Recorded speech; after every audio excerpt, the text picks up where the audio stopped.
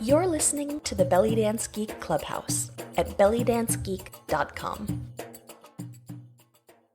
So hello everybody, this is Nadira Jamal, and welcome to episode 25 of the Belly Dance Geek Clubhouse. This episode is sponsored... Hello!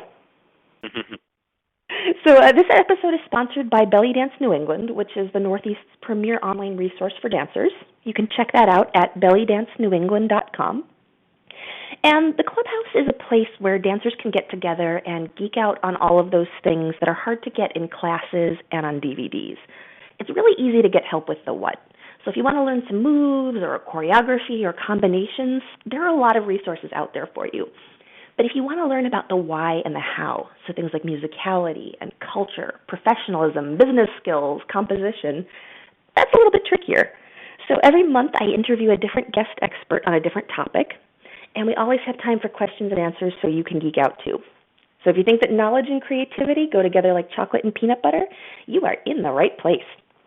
So my guests today are Rosa Noreen and Jonatan Gomes Derbaq. And did I pronounce that right? You did. Excellent. I actually looked it up. There's this whole YouTube series on how to pronounce names in different languages. So it's pronouncednames.com, everybody, if you ever want to check it out. So let me introduce them both to you. So Rosa Noreen founded the Grace Academy to help dancers add depth and dimension to their work so they grow in confidence to take their places on the stage and in the world. Based in Portland, Maine, where she teaches weekly classes at her studio, Bright Star World Dance, Rosa travels nationwide to perform and teaches her suite of Grace Academy workshops. Recent festival teaching engagements include the Las Vegas Belly Dance Intensive, Cairo Caravan in Long Beach, California, the Asheville Belly Dance Festival in Asheville, North Carolina, and the Dancers Intensive in Atlanta, Georgia. Rosa's instructional DVD, Delicious Pauses, Negative Space and Movement, has sold around the world. Her upcoming releases include Visionary Variations, Rhythm and Pause, and an innovative rhythm CD with music by Jonatan Derbach of Memphis, Tennessee, who we also have on the call today. With a strong ballet background and a deep love of Egyptian Golden Era dance, Rosa's workshops incorporate lines, pauses, balance, projection, and the art of being in the moment, elements that truly raise the level of your dance. You can learn more about Rosa at rosanoreen.com.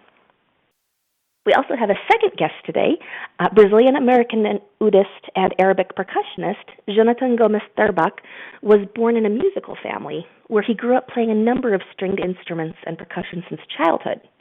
But it was upon a journey to discover more distant roots where he was introduced to the vast and colorful world of Middle Eastern music.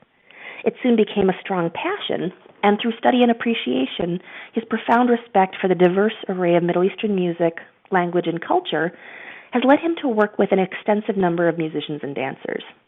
Consistently striving to refine skill and enrich the artistic spirit, Jonatan maintains a steady routine of practice and academic study while seeking counsel wherever available.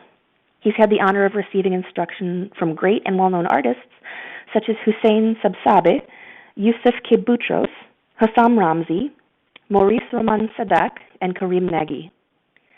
In 2010, Jonatan began collaboration with Seattle-based Egyptian percussion master George Sadak. The duo travels regularly within the United States, where they teach workshops for musicians and dancers, and perform in the group Mazag. In early 2013, Mazag released its first full-length album, whose cover features the Atlanta-based sensation and scholar Amani Jabril. And if you happen to hear any of the hold music today, that was from that album. Jonatan currently resides in Memphis, Tennessee, where he performs for diverse audiences and works as an instructor of musical and rhythmic comprehension for both dancers and musicians. So, Rosa and Jonatan are going to talk about how to find space within the rhythm. Thank you for coming, both of you. Well, thank you for inviting us. Great. So why don't we jump right in? Let's start with Rosa. Can you tell us about how you got started in Oriental dance? Yeah. I used to be very serious about ballet, and I had an injury when I was a teenager. I had to quit and pretty much leave dance behind for all of college. And then I just happened to be stopped after I moved to Portland, Maine after college. I just happened to be stopped at a stoplight. And through the window, I saw these women dancing and just having fun, wearing skirts and sparkly stuff. And I just really, really wanted to be a part of that world. There was something about that scene that really kind of reignited my love for dance altogether. And eventually I found that class and a whole bunch of other classes and became obsessed, and here I am. And Jonatan, I know your bio told us about how you got started in music, but can you tell us a little bit about how you got started with Middle Eastern music specifically? I've always had, an interest in Oriental and Middle Eastern culture. I do have some family in that is of that. Of course, not very much of a help in terms of the music, but the culture has always been fascinating. And as a musician myself, exploring it, exploring any type of culture, the first place I'm going to look is going to be the music. And I just started kind of dabbling with it, because I was already, working as a musician and had my own things going. And one thing sort of led to the other. You start with an instrument like the tabla or the Derbach, and you get kind of addicted to learning. And before I knew it, I got invited to play with some musicians, and that's when I started really learning about the type. That's when I started really discovering the type of music that I love the most. Because in the beginning, when you don't really know anything about it, you're just kind of looking in any kind of random direction, and you hear, you come across all different types of music, and half the time it's it's interesting, but it's not really your thing. You haven't found your groove. So I found some musicians that turned me on into certain directions, and which ultimately landed me into the Egyptian big band era, turned me onto Kulthum and Abd Halim, and all the stuff that I like to listen to the best, and the big composers like Riyad Sanbati and Mohammed Abdul Wahab, Ali Hamdi. And it just became a huge fascination of mine, and I began spending more time with it. It didn't really become a full-time, all the way thing though, until I hooked up with the dance community and realized that it was more than just you watch the movies and you see the culture through the dance, and you don't really think about it until you actually get to work with them, just how much is involved in it. And it was this whole incredible thing. It's working with dancers was like working with musicians, because they weren't just, I'll play and I'll dance. There's a whole other thing. There's all different types of mechanics involved in that. And the longer I've done it, the more I like it and the more I love it, Mm-hmm. And can one of you, I'll let you choose who's going to do that, tell us a little about how you started working together. Sure. Jonatan, you mentioned Amani Jibril, and she was one of the collaborators on his CD. She is a wonderful dancer and scholar based in Atlanta, Georgia, and she invited me to be a part of her Dancers Intensive last year. And Jonatan, I believe, had been a part of it in the past. And so she put us in touch and said, I want you both to work together, and I want you to create a live music version of your Delicious Pauses workshop. So we started talking on the phone and emailing and trying to figure out, where our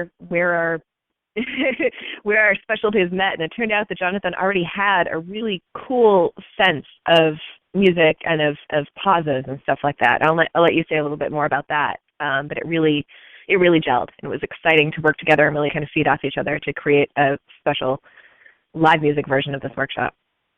Mm-hmm.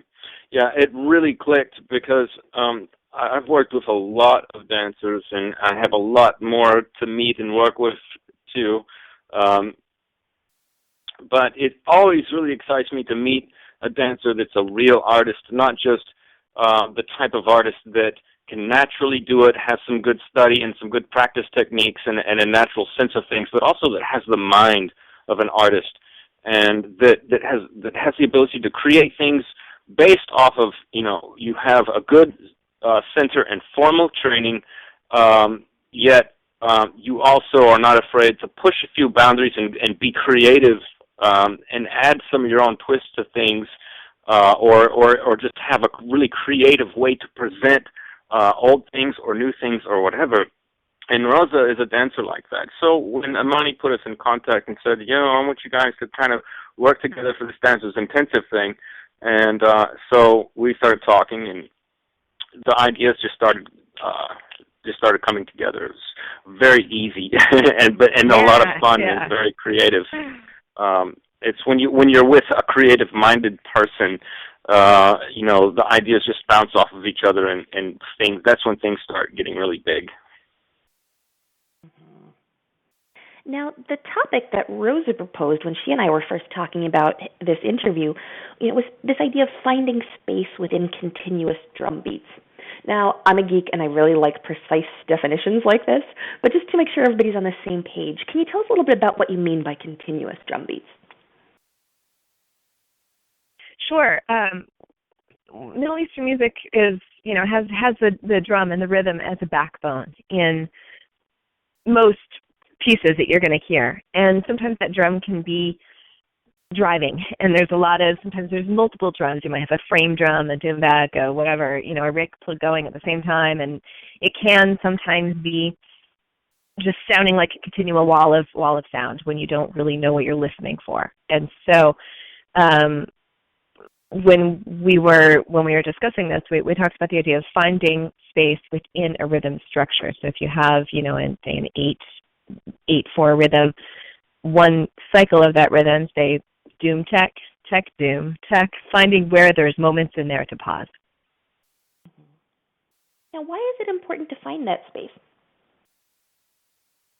Well, as a dancer, I'm sure a lot of people can relate to this. Sometimes you see a video of yourself and you look like you were dancing at 5 times the speed you thought you were dancing.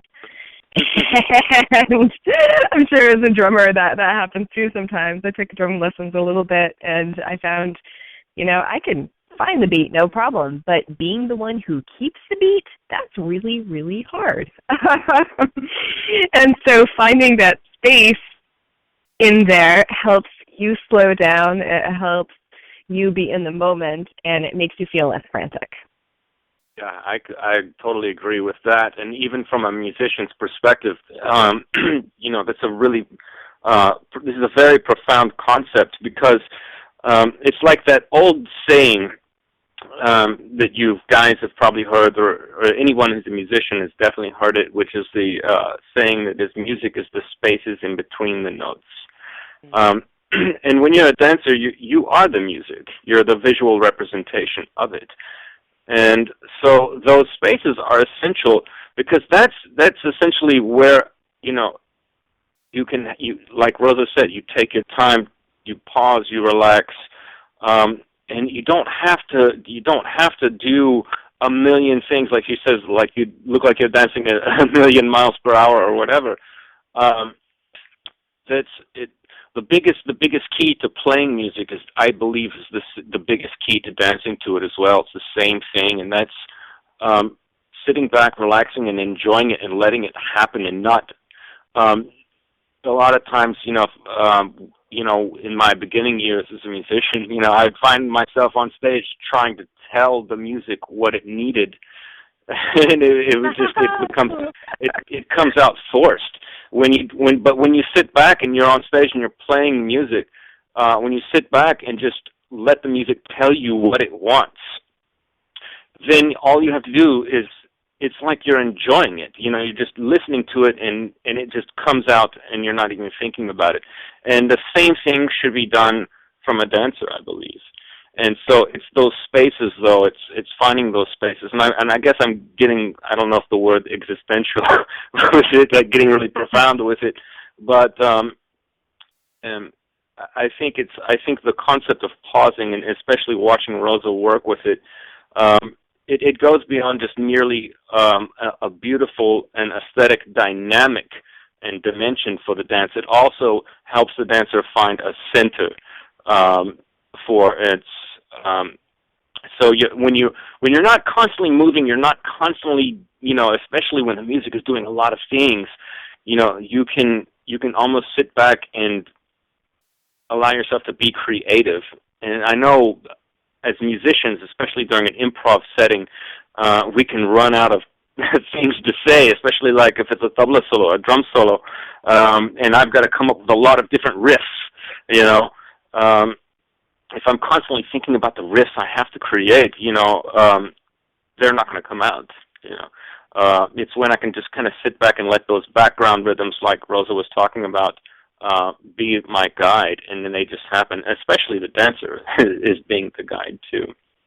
So space is not just in a visual sense, but also in a sense that helps the artist relax and be really, I know it sounds cliche, but the one with the music. You know, it's kind of comforting to hear a musician say that they have these problems too. Because that's exactly like when you're trying to force improv as a dancer. It's the same either way. You know, we're artists and we're creating, and when we're on stage, we're on the spot. The trick is,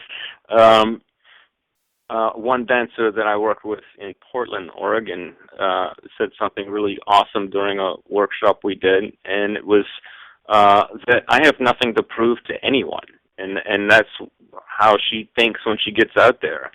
And I know that sounds like something that's just really a simple statement, but when she said it, it was like a slap in the face, and I was like, wow, like it changed everything about how I did everything.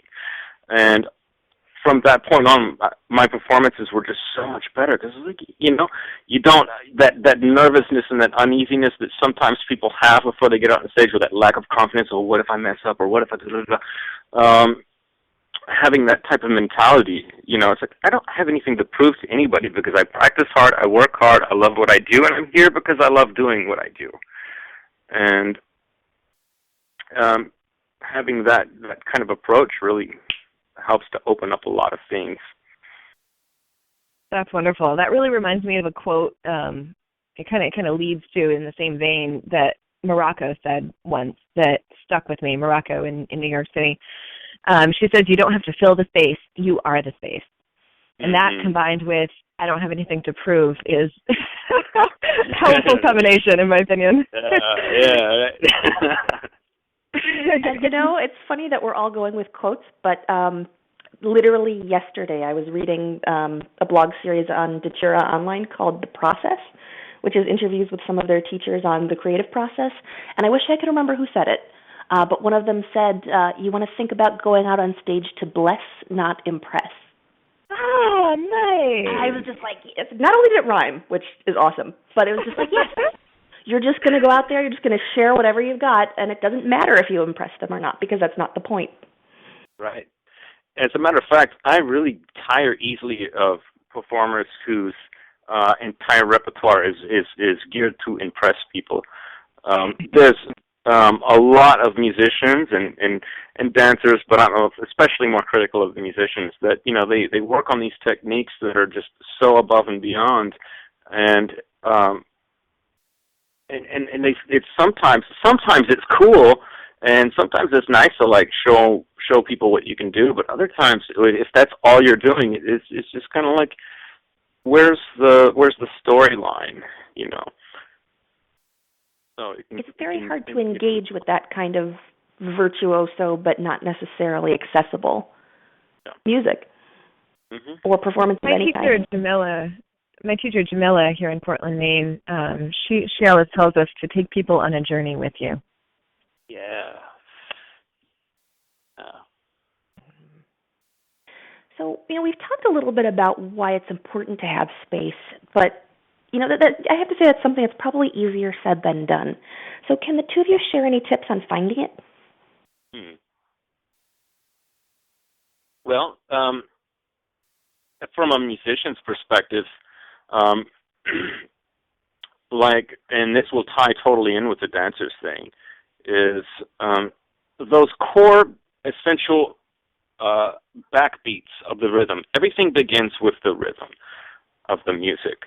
And so if you're well versed in the rhythms that you're hearing in the song, or the rhythms that the song requires, then you'll realize that that is the structure, and you can play within those spaces. For example, if I were to be training a student on the drum, and they were like, well, I want to learn how to play tabla solos, but I don't really know. I can play the rhythms, but I don't really know how to add the riffs, you know. And a lot of the times, you know, the lack of being able to add riffs on top of a pre-existing rhythm is sometimes just not being completely familiar with the heartbeat of the rhythm itself. You can dress up a rhythm with a lot of different polyrhythmic designs. If you have, for example, a mafhum d'sair that's, you know, a maqsoom or whatever, dum tat tat dum tat, you can fill it up with dum tat tat dum tat tat tat dum tat, and it has, you know, it sounds really full. And if you're new to it, sometimes it's hard to hear the core heartbeat behind that rhythm. So the more familiar you are with the core elements of any rhythm is going to be, you know, well, it's going to tell you what types of things you can put on top of that rhythm, what kinds of things are going to fit inside of the spaces and not clash with the other notes of music that are already existing, and without making the music sound busy, but making it punctual and to the point, but yet at the same time very pretty and artistic. And I don't know, I'm not a dancer, but I would assume that the same thing can be applied from that approach, but there's probably also a lot of other angles too in terms of finding that space. But I think it all begins with that core element of the rhythms. I agree, and that if you feel prepared going into it, that's incredibly helpful. You're not going to be, you know, kind of in a state of panic if you feel prepared. And no, you know, especially if you're playing with live music, you're not going to be able to anticipate every single note that's coming or the version of the song that the musicians might play. But if you understand, say, the structure of the song, you know, verse, melody, taqsim, etc., and you are familiar with the rhythms, then that is going to give you kind of a path to follow. And to me, that's just preparation. You know, that's the stuff that happens off stage allows you to do the good stuff on stage. You know, doing your regular class time where someone else is correcting your technique, doing your rehearsals where you're working intensively with a piece of music, you know, doing your whatever else you like to do, journaling or any other kind of process and preparation helps immensely with feeling comfortable when you get on stage. And from a physical perspective, something that helps to actually do that, to find that space, to slow down, one of the most important things for me personally is to remember to breathe. Yeah. That's a good one. And that's something that you don't remember when you're on stage unless you've practiced it off stage. Really, truly.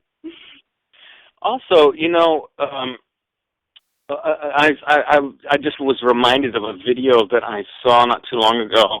I don't know who it was, but it was some dancer somewhere in the world had a video, and they were performing to a really fast, you know, falahi rhythm, you know, tat tat tat tat, a really fast drum solo that had, you know, a lot of mechanics to it, and you know, I'm seeing like flailing arms, and it looks like she's drowning in midair.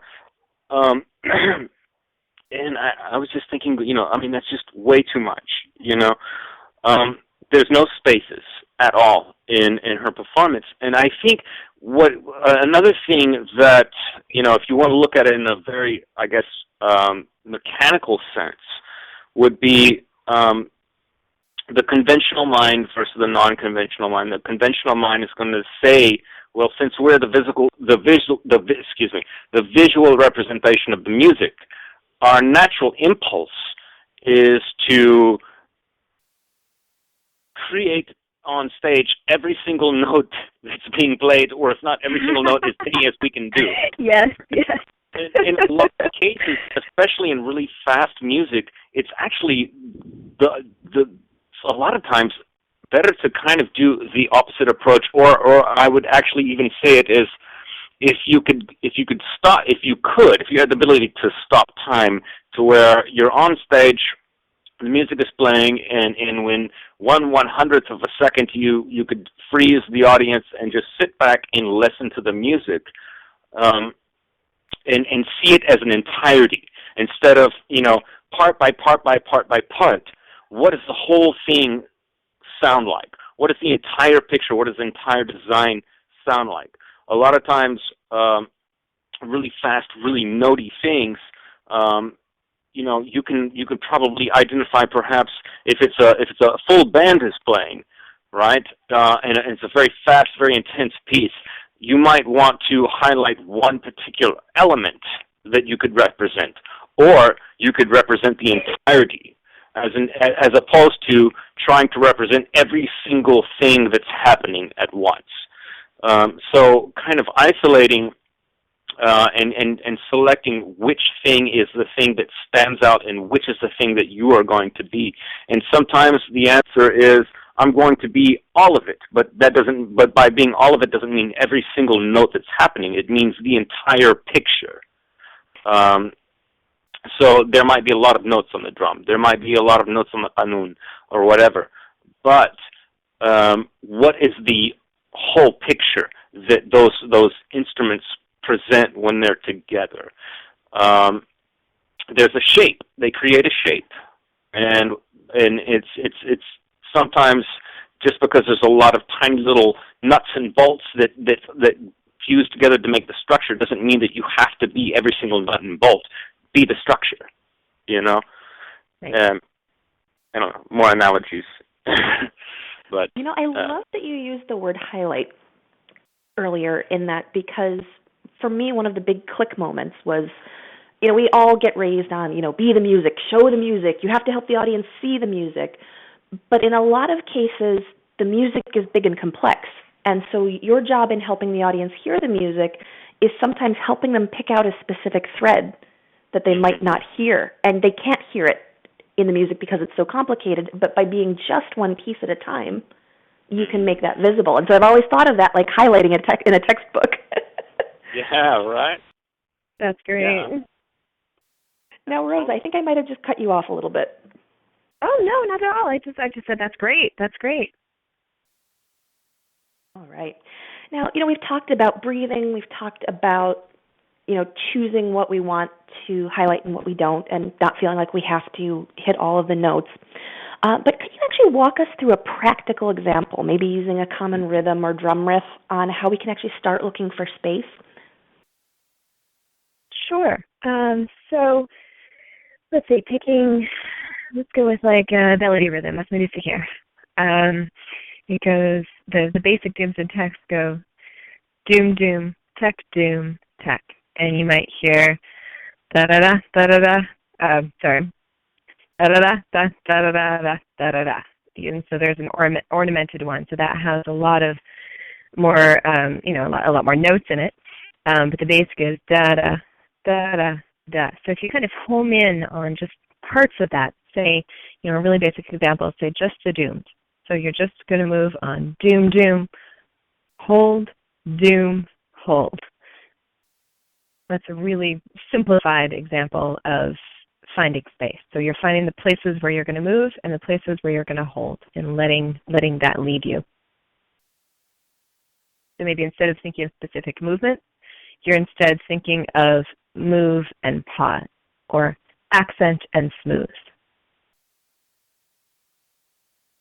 And to elaborate on that from a musician's perspective, even, I play the oud and the tabla, and having the two key instruments really helps me to connect with dancers, because for example, if I were to be teaching, a basic workshop on something like a song like Laylat Hub, for example, right? We all know the song. And we know it starts with that Mahmoudi Sair, and it has a